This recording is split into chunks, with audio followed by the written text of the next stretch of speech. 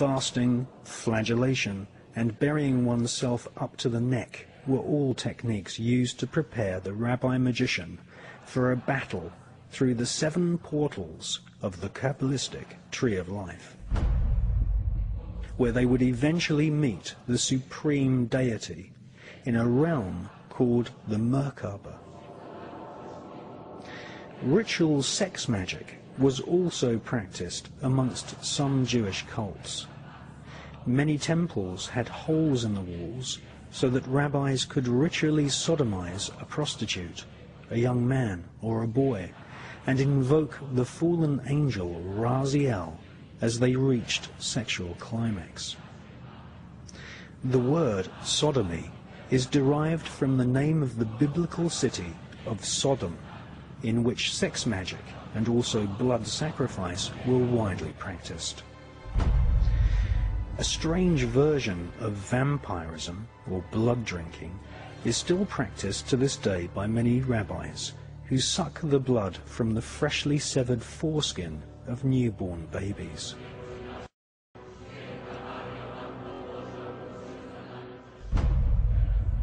Much of the ritual we see in the modern-day Catholic Church, such as the symbolic eating the flesh of Christ and the symbolic drinking of his blood, are derived from ancient Jewish rituals in which different forms of vampirism and blood sacrifice were an accepted part of this occult tradition.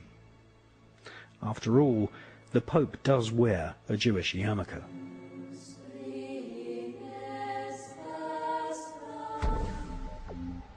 The collection of texts called the Kabbalah were eventually transcribed by Rabbi Isaac the Blind in Provence in the south of France during the 12th century.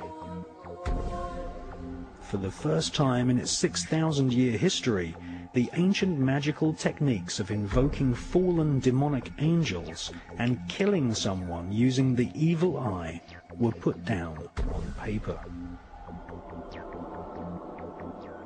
The Kabbalistic writings of Isaac the Blind fell into the hands of a group of 9 French noblemen.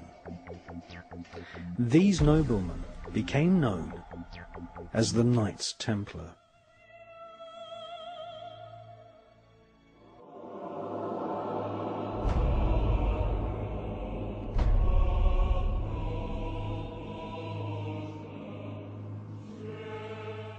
The word cabal, meaning a group who conspire together, comes from the word Kabbalah.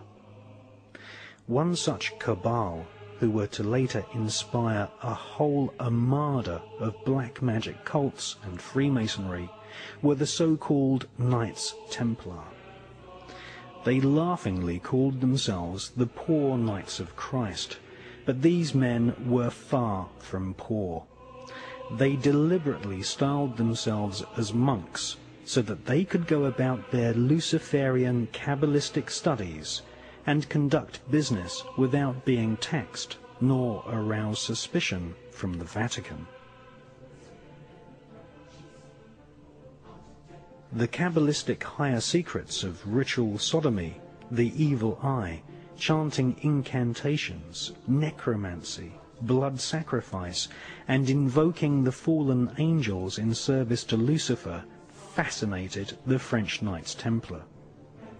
They realized that the Kabbalah originated in Palestine, and once they had realized that the Kabbalah was the key to untold spiritual magical power, they cunningly planned a bloody crusade to Palestine in order to search for more Kabbalistic and magical artifacts.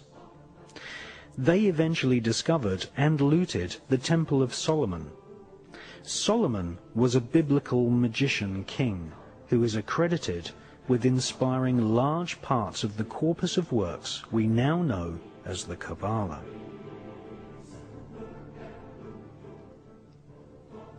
The Knights Templar arrived in Palestine with one main goal: to stop the Muslims from gaining any knowledge about the Kabbalah.